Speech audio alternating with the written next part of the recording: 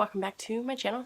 Today I'm going to be doing my March wrap up. So in the month of March I read a total of 6 books and 1 graphic novel, and that's pretty standard for me. I keep trying to go past that and I just haven't been able to, but this month I actually listened to a few of these books on audiobook, and I realized that I can listen to them at twice the normal speed and still comprehend what's going on and get through them much faster, and still do the things that I need to do, work or do things around the house, go grocery shopping or whatever it is.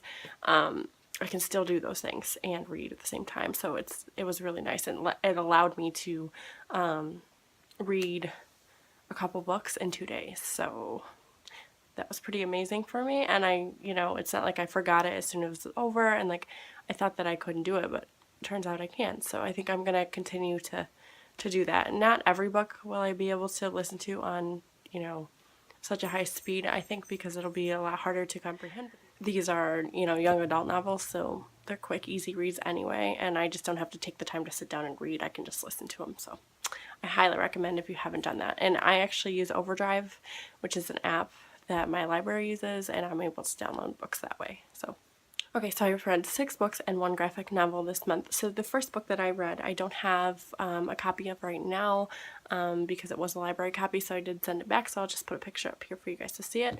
And that book was Carval by Stephanie Garber, and I was really anticipating this book, and then when it came out I saw some not so great reviews on it and I shied away from it. And I didn't plan on reading it because I was scared that I had anticipated it, and then no one, I was getting all these bad reviews, and then I went to the library and they had it, so I just picked it up and I flew through it.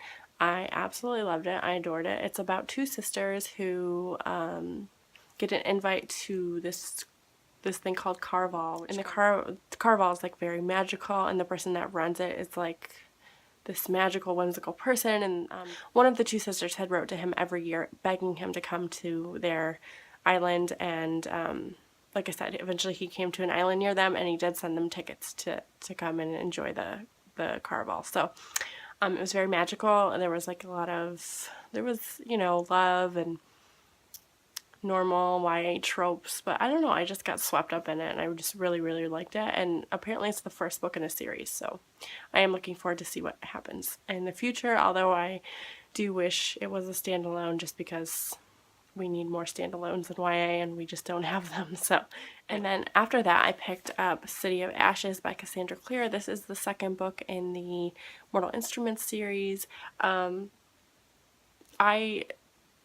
I liked this one a lot better than City of Bones. City of Bones took me a little while to get into, but going into this one I knew the world, I knew what was going on, I had a better understanding of everything, and I really did enjoy this one a lot better. So I am excited to move on to the next book in the series. I gave this one 4 stars, and then I gave Carval 4 stars as well. So a lot of 4-star reads this month. I really did enjoy everything I was reading. After that I read Miss Marvel Volume 5, this graphic novel. I'll put a picture here.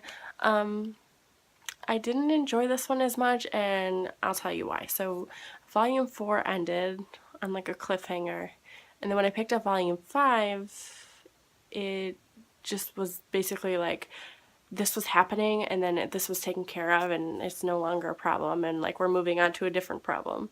And I was like, what? Like, how could they do that? Like, I want to know what happened, and basically what they did was they continued the story in a different graphic novel. I think it was The Avengers, maybe. So they continued the story in that one, so I would have had to I would have had to check that out or figure out what volume it was in, and I'm not going to do that. So that was a little disheartening for me, and I get why they do it, the same reason why authors stretch out their books into 6-book series instead of just 3. But yeah, it was disappointing. I really wanted to know what happened with that storyline, and I wasn't going to go back and dig for it in a different graphic novel series. So that was a 3-star for me. After that I picked up Perfect, which is book 3 in the Pretty Little Liars series. Again, I don't have a copy. It's at the library, so I'll put a picture. I had read books 1 and 2 a couple of years ago, first when I started watching BookTube, and I liked them. I really enjoyed them. They're quick, they're fast. I do like the TV show, although I've only watched like the first season, I think, but I did enjoy it. And it's under my understanding that the TV show doesn't really follow the books anyway. So anyway, I just decided I was going to pick up the series again because it's quick and easy, and I did just pick up some Sarah Shepard books from a different one of her series. So I picked that one up. I flew through it. I loved it. 4 stars. Just great and fun. And sorry, my dog's barking. But they're just great, fun, quick reads. And so I gave that one 4 stars. And then after that, I picked up Little Deaths. This is by Emma Flint, and this is a mystery. And basically it follows a woman named Ruth, who is a single mom in the 1960s. And, you know, one day her kids end up missing, and so she's like the prime suspect. She's the prime suspect because she doesn't have a great reputation. She's a cocktail waitress. She's a beautiful woman. She never leaves the house without being done up. And when she finds out that her kids are missing, she makes sure to do her hair and put on nice clothes and do her makeup all up. And like, you don't see any emotion from her, and they just find that is weird of someone whose children are missing.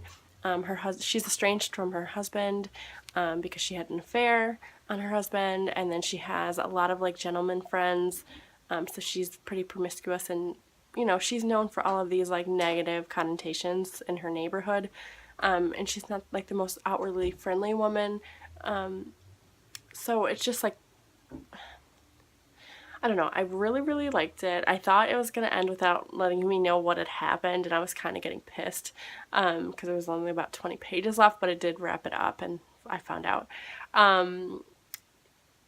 It was disheartening to me to see like this woman who, you know, wanted to look nice and didn't want people to see like her without being made up and like her without this front, or, you know, a single woman that was out doing whatever she wanted, that instantly made her a suspect because she didn't act the way they portrayed mothers to be. And I don't think that's, I don't know, I really, really liked it. It just kept me on my toes.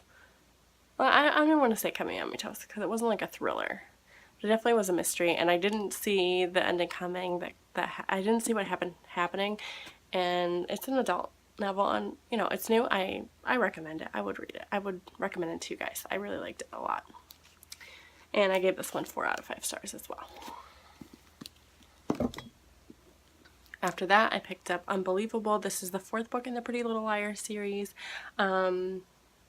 Again, like quick, easy read.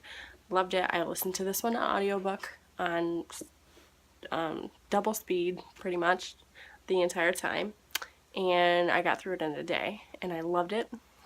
They're just great. They're just great little fun reads, and it follows this group of girls whose friend, if you guys don't know, follows this group of girls whose friend went up missing one day, and she comes back to haunt them pretty much. She sends them text messages, and she knows all these things about their life, and so it's just them trying to figure it out. Plus, I think it follows them through high school. So right now they're juniors in high school. That's where I'm at. So I'm curious to see like if the series is going to keep going like through college or like whatever. I know there are 16 books and this is book 4. So, and then when I was done with that one, I did pick up book 5, which is Wicked. I again don't have a copy, but I will put it right there. I listened to this one on audiobook, and I was able to listen to it in a day. I gave this one 4 out of 5 stars. Again, it just picks up right from here, and just fun, quick, easy read, and I really, really like it. Plus, at the end of these, there's always a twist. There's always something big that happened, like a cliffhanger, so you have to pick up the next book. So I'm surprised that I stopped when I did, but maybe the library just didn't have the next book in the series, and then I forgot about it, which is probably the case. So again, that was a 4 to 5 star read. So those are the books that I read in the month of March. Let me know down below what you guys read. Don't forget to like and subscribe. And also, if any of you guys have Twitter, I have a Twitter account, and I'd love it if you guys will go on there and follow me. I don't tweet too often, because I never know what to say, but I'm trying to become more involved in the Twitter community. So if you guys want to follow me, it is at Beautiful Bookworm, and I'll link it down below if you guys want to follow me on there, and I will talk to you guys later. Bye.